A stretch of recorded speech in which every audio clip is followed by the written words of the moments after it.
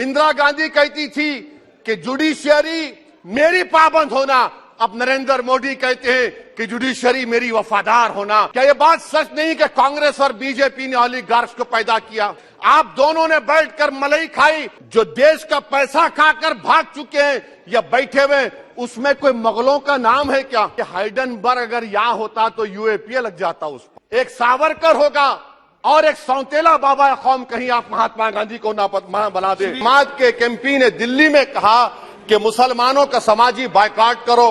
क्या नरेंद्र मोदी की सरकार खरबूजे पर पाबंदी आयद कर देगी और देश की जनता से कहेगी कि नागपुर में आपके हेड ऑफिस में उगा हुआ सिर्फ संतरा खाया जाएगा? नारी शक्ति की आप बात करते हैं तो बिल्किस बानो अगर मुसलमान नहीं होती तो बिल्किस बानो को इंसाफ मिल जाता। क्या ये सच नहीं है कि आप ही के आदादोशुमार 75वां NSS का डेटा ये कहता है कि 25% मुस्लिम बच्चे पैसों की गुर्बत की वजह से तालीम से ड्रॉप आउट हो जाते हैं?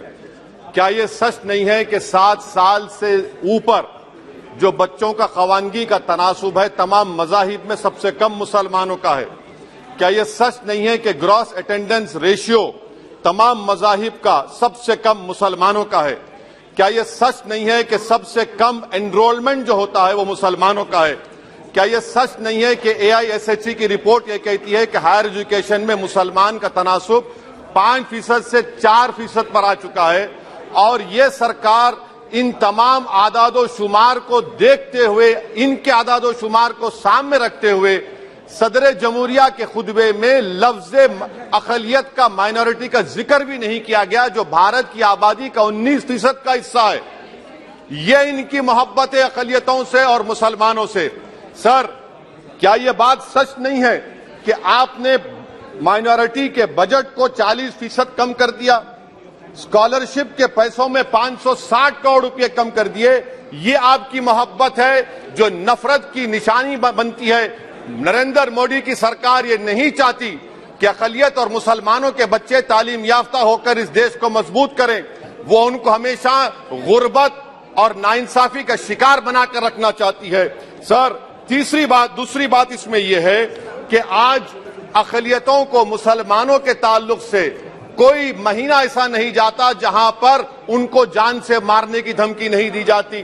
बरसरे इख्तिदार जमात की एक MP साहिबा ने कहा कि चाकुओं को सिर्फ तरकारी के लिए इस्तेमाल मत करो, गर्दनें काटने के लिए इस्तेमाल करो। बरसरे इख्तिदार जमात के एक MP ने दिल्ली में कहा कि मुसलमानों का समाजी बायकॉट करो। बरसरे इख्तिदार जमात ने गुलबर्गा के रेलवे स्टेशन को हरा रंग किया गया था, उसको ये कहकर तब्दील कर दिया कि मुसलमानों का रंग है। सर, मैं पूछना चाहता हूं, क्या नरेंद्र मोदी की सरकार तिरंगे के हरे रंग को निकाल देंगी? क्या हरा रंग मुसलमानों का है? क्या नरेंद्र मोदी की सरकार खरबूजे पर पाबंदी आयद कर देगी और देश की जनता से कहेगी कि नागपुर में आपके हेड ऑफिस में उगा हुआ सिर्फ संतरा खाया जाएगा? सर, नारी शक्ति की आप बात करते हैं तो बिल्किस बानो अगर मुसलमान नहीं होती तो बिल्किस बानो को इंसाफ मिल जाता। 20 साल से बिल्किस बानो लड़ रही है, मगर उसका नाम बिल्किस बानो है। आप इंसाफ नहीं करना चाहते बिल्किस बानो से।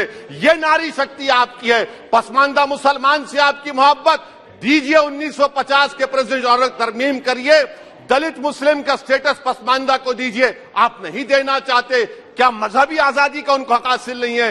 स्पीकर साहब, मैं मुसलमान हूं, मेरे बगैर ये मुल्क नामुकम्मल है। मैं इस मुल्क का यरगमाल नहीं हूं, मैं इस मुल्क का कैदी नहीं हूं। मैं पूरे सिटीजनशिप की राइट को चाहता हूं और अभी चाहता हूं। कब आप बिहार के सुरजापुरी और कुल्हिया बादरी को कौमी OBC स्टेटस देंगे? स्पीकर साहब, दूसरी अहम बात मैं कहना चाह रहा हूं, चीन का जिक्र आपने किया। क्या प्रधानमंत्री अपनी जबान को जुम्बिश देंगे और चीन का नाम लेंगे? क्या आप चीन को डेमचौक और डेमसांग से उखाड़ कर फेंकेंगे? DGP कॉन्फ्रेंस में चेयरमैन साहब कहा गया कि 65 पेट्रोलिंग पॉइंट में से 26 पेट्रोलिंग पॉइंट पर भारत की फौज पेट्रोलिंग नहीं कर सकती है। चीन से आप डरते हैं। अरे, डिसएंगेजमेंट हुआ तो डी-एस्केलेशन कब होगा? डी इंडक्शन कब होगा? चीन से आप डरते हैं। 3 साल से चेयरमैन साहब 50,000 भारत की फौज हजारों फीट चोटियों पर बर्फ में खड़ी हुई है। देश के प्रधानमंत्री को क्या भारत की आवाम पर भरोसा नहीं है? भारत की फौज पर भरोसा नहीं है। अरे चीन का नाम लीजिए वजीर आजम, डरिए मत चीन से। तीसरी पॉइंट सर, हमारे कानून के मंत्री चले गए पैराग्राफ 79 और 82 में बेसिक स्ट्रक्चर पर, आईनी ओहदों पर बैठे हुए लोग बेसिक स्ट्रक्चर पर तनकीद करते हैं, लॉ मिनिस्टर कॉलेजियम पर तनकीद करते हैं। इस ऐवान में जब एनजेसी का बिल आया, मैं वाहिद एमपी था, अब याद होगा आपको, जो मैंने कहा था कि भारत के संविधान के खिलाफ होगा बेसिक स्ट्रक्चर के। इंदिरा गांधी से सबक हासिल करना चाहिए। इंदिरा गांधी कहती थी कि जुडिशियरी मेरी पाबंद होना, अब नरेंद्र मोदी कहते हैं कि जुडिशियरी मेरी वफादार होना। इंदिरा गांधी ने 42nd अमेंडमेंट किया, देश की जनता ने इंदिरा गांधी को इख्तियार से बेदखल कर दिया। आप वही इंदिरा गांधी के इराक को ला रहे हैं। आप बताइए स्पीकर साहब, क्या ईसाई मानने वाले व्हाइट टेरर हैं? क्या ईसाई मजहब के लोग व्हाइट टेरर को फरोग देते हैं? आप बताइए। मैं यहां पर जजेस को तहफ्फुज करने के लिए नहीं खड़ा हूं, मैं बेसिक स्ट्रक्चर की हिफाजत में बोल रहा हूं। मैं अदलिया की आजादी के लिए खड़ा हूं, मैं एग्जीक्यूटिव की आजादी के लिए खड़ा हूं, लेजिस्लेचर की आजादी के लिए खड़ा हूं। चेयरमैन साहब, कोर्ट का काम यह नहीं है, जजेस का काम यह नहीं है कि नरेंद्र मोदी सरकार की मदद करे। अदलिया का काम यह है कि इस देश की कमजोर और मजलूम आवाम से इंसाफ किया जाए। चौथा पॉइंट स्पीकर साहब, यहां पर एक बड़े सरमाएदार का जिक्र किया गया है। क्या यह बात सच नहीं कि कांग्रेस और बीजेपी ने ओलिगार्क्स को पैदा किया? आप दोनों ने मिलकर ओलिगार्क्स को पैदा किया। आज इसी वजह से 60% मुल्क की दौलत 1% जनता के पास है। आप दोनों ने बैठकर मलाई खाई और गरीब और नौजवान पिस रहा है। अरे बताओ, ये जो 28 लोगों की लिस्ट है जो देश का पैसा खाकर भाग चुके हैं या बैठे हुए, उसमें कोई मुगलों का नाम है क्या? कोई मुगलों का नाम नहीं है, मगर आप उस पर कुछ नहीं बोलेंगे। संडेस राज कंपनी 15,000 करोड़ नाइजीरिया और केनिया की कोर्ट में जाकर कहती है कि हम हिंदू हैं, भारत को आएंगे तो परसिक्यूशन होगा। आपने कोर्ट में कुछ नहीं कहा, वहां पर एसआईटी आपने बनाई। मगर शुक्र है, मैं लाइटर वेन में कह रहा हूं कि हाइडेनबर्ग अगर यहां होता तो यूएपीए लग जाता उस पर। और सर, मैं नरेंद्र मोदी सरकार को मशवरा दे रहा हूं लाइटर वेन में कि ये अंग्रेजी का अल्फाबेट ए बड़ा अशुभ है आपके लिए। AA को आपने कहा कि बेटा फाइटर एयरक्राफ्ट बनाओ, बैंकरप्ट हो गया। अब कैपिटल A को आपने 17 इंडस्ट्री दे दिए, हम पूरे विश्व में मार्केट कैप हमारा 5वें नंबर पर आ गया।